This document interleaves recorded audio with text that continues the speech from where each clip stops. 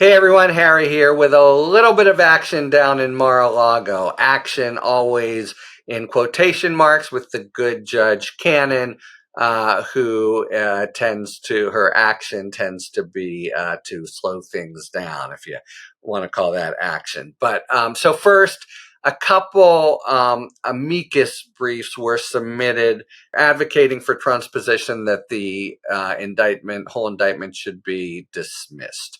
One is on a new and I think really crazy theory that somehow the involvement of the archives and remember that the whole thing was the archives said like a year after, can we have the documents back? And it still was 18 months of his sort of jerking them around.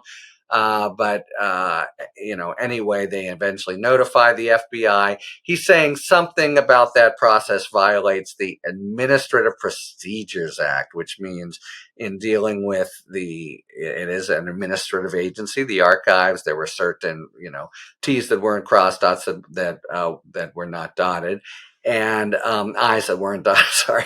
And it seems like a non-starter in the criminal context, and it doesn't. If you have an APA violation, it's never a basis for getting rid of a criminal indictment. So it seems like far-fetched, but it is something new. The other is far-fetched and something old, and the idea is that the Jack Smith appointment in the first place violates the Constitution because the Constitution, Article 2, provides certain powers of appointment by a president, and if also powers of discharge if it's a senior official, somebody, it's not cleanly defined in the Constitution. And they want to say, and this is the same argument that failed in Morrison versus Olson, when you had an independent counsel appointed out, with greater power.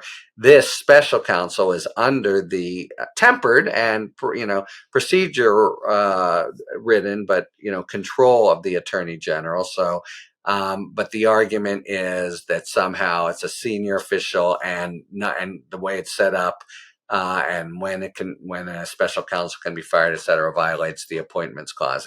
It's really I would say a non-starter, although might be designed to attract a little bit of attention. There are some real kind of, among others, Justice Gorsuch, maybe Justice Alito, people who are really opposed to the administrative state, and it might catch their eye as something that, administrative agencies here, the archives, have too much power. But I think it's a non-starter. Now, Cannon she gave a minute order accepting both briefs. And, that's fine. The default should be to accept amicus briefs. Maybe they're useful. She did go ahead and write, they could be helpful. And you don't have to write that. You just say that, I accept the filing. So you could see it as her kind of being a little gratuitous and talking about the validity of briefs that really are probably meritless, but that just kind of it being Judge Cannon makes makes makes me a little nervous that she will devote way more time to theory like this and others than they merit, and it's all part of what would be a really inordinate time with the case that makes a trial in 2024 impossible. Now, you could say on the other side, her defenders would say, that is the official standard. Could it be helpful? So she's just reciting it. And, fine, maybe that's right too. As I say, that the problem is not that she accepts the brief. The problem is if she really finds them helpful or she's solicitous to them and wants to, you can easily see her calling for briefs on both sides and more delay. And that's the name of the game in Mar-a-Lago. Except if you're the prosecution, which has been really, even though Cannon doesn't recognize this, she's even slapped them around a few times, they've given Trump, as well as the other two co-defendants, Nauta and Oliveira, all kinds of material that, including stuff that they're not entitled to get until trial, so-called Jenks material, where you get information about what witnesses have said.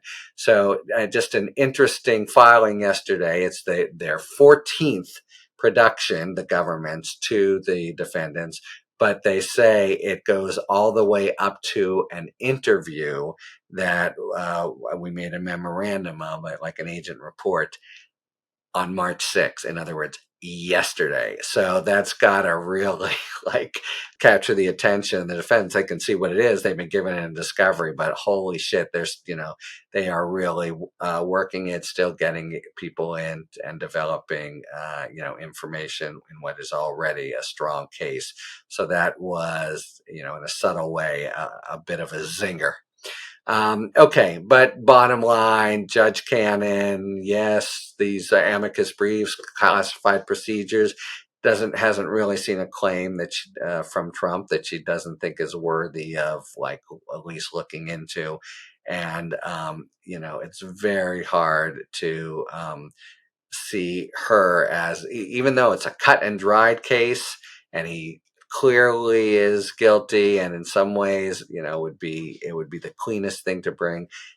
People who are watching it, just, and I'm among them, think, this is just not in the cards. He drew the right judge, and she's, for whatever reason, she's not going to be pushing this forward before November, even though she still has a few months to play with.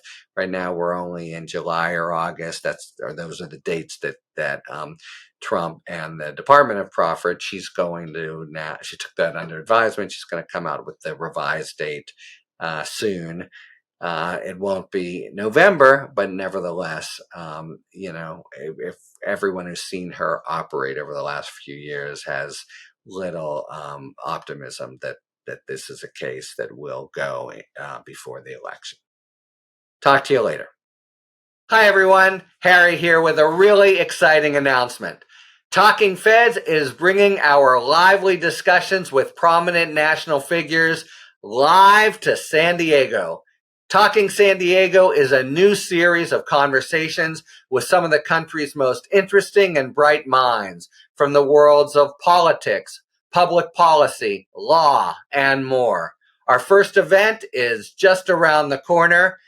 Join me for a conversation with Congressman Jamie Raskin on Monday, March 18th at 2 o'clock in downtown San Diego. You can click the description box below for more information on the event and the series, and find out how to purchase tickets, which are going fast. I can't wait to have some of our most well-known friends of the podcast join me in person before a live audience. Thanks for tuning in.